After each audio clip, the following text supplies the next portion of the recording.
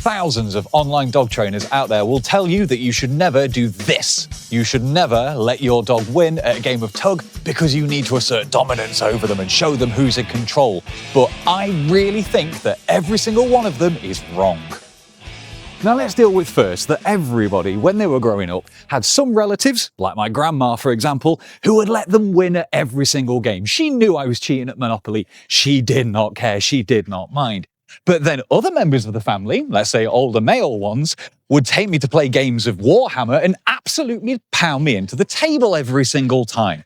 Now, when I was playing with Grandma, I wanted to keep going back, but I didn't learn anything. When my Space Marines were getting hounded off the board by a well-placed group of warp spiders, that wasn't too fun and I didn't want to go back. So what we're trying to do is find a way of using Tug to not only tire him out, but also teach him some things, because this is a great teaching opportunity, not just for the different obedience tricks that you could do, but also just for letting him know, hey, I'm going to keep playing with you and it's fun. Yeah, isn't it? Isn't it? Do you want it? Off you go. If he keeps getting that reward, that dopamine reward, when he wins, when he goes, oh, yes, I've done it, he's going to keep coming back and want to do it more. If I never let him go and do this, go and play with the toy, go and investigate it for a bit, then he's just not going to be interested anymore. He's not going to care. We need to try and keep them involved, and just permanently pummeling them into the ground with some kind of dominance and submission ideas is not the way that you're going to do it.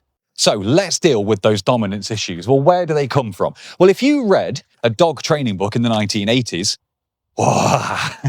then it would say that that is exactly what you needed to do, because back then, dog training was a lot more rooted in the roots of hunting and sports, where you do need dogs to be properly locked in all the time, paying 100% attention to you. This got boosted even more with things like alpha theory and the big dog of the pack and needing to assert your dominance and lead. But research nowadays shows that most of that should actually be thrown right out the window.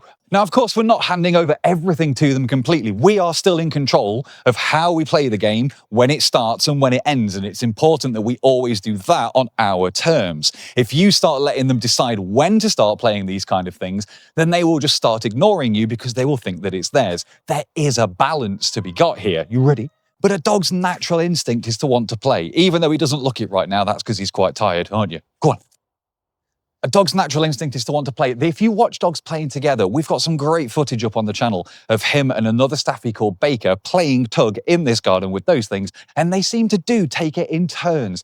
If one of them drops it, the other one doesn't run off and go, this is mine now. He kind of waits and goes like, there, this is a two-player game. This is fun. They have a concept of, I want you to be involved.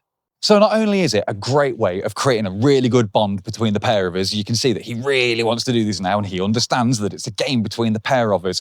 We're feeding into his natural instincts. We're letting him have an outlet for that running, that chasing, that he wants to do. But we can also use this as a way of training as well. Training can be snuck into every single aspect of the day with your dog. And playing games like this is a great way of doing it, and I'll show you why. All I'm going to ask him to do is to just be sat and respectful and wait for a second while I throw this for him. Freddie, sit. Good boy. So we've asked him to do something. He's done the action, and then you want the rewards. This, don't you? Off you go. And that's a way that we can start to build training into these games as well. And the only way that you can do stuff like that is if you occasionally let them win. The reward for him in that situation is getting to play with that toy. And if we can use the fact that he wants to do that to get him to do something for us first, it teaches them that even when they're a bit wound up, when they're a bit like, come on, I want to play. Oh, boss is still asking me to do something. I'll wait, but I'll wait for the starting gun. Give me the starting gun. I'm ready. And that's what he's doing. He's waiting right now to see what I want to do with him, because he knows, am I going to have to ask him to sit? Should I just go and get it? Because he's got some impulse control, which we've given him by playing games like this. He's much more bothered about running and chasing things. But right now, there we go. There we go. For the record, I have not got these gloves on because I'm scared of him biting me. He has never done that in his entire life. It's cold, and these things are bloody mucky when they've been in the dog's mouth for a bit, aren't they? Oh. See, now, a brilliant thing that we can try and do to level up the training here and get some really good mental stimulation out of this as well is getting to stop doing this. Right now, he's all wound up. He wants to win. He's ready to go. But I want to see if I can get him to completely stop and wait for me. So, Freddie. Good boy. Good boy. See, we've already... When he gives a bit of that extra energy, just tell him that's not what I want. Freddie, nope. Freddie, drop it.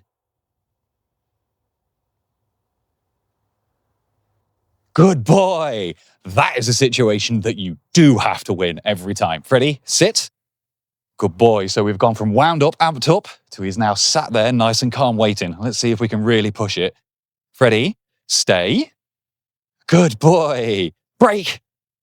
Good boy. So that time, I won the game, but I won it and taught him something at the same time. It wasn't just because I wanted to try and make sure that he knows that I'm in control of him. I was trying to help him to learn, to develop, to become an even better dog than he already is.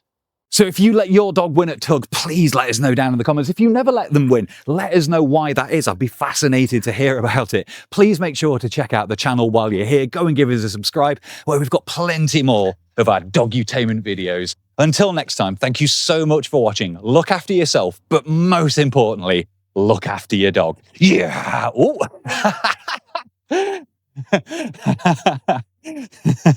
I'm sorry, me. That's not going to work as an end screen. But I threw it and it went straight into the chickens. I'm so sorry, Freddie. I will, of course, go and get that for you. Good boy. Let's get some of that off. Shall we try that again? Thank you so much for watching. Look after yourself and really make sure you know where you're throwing things and look after your dog. Good boy.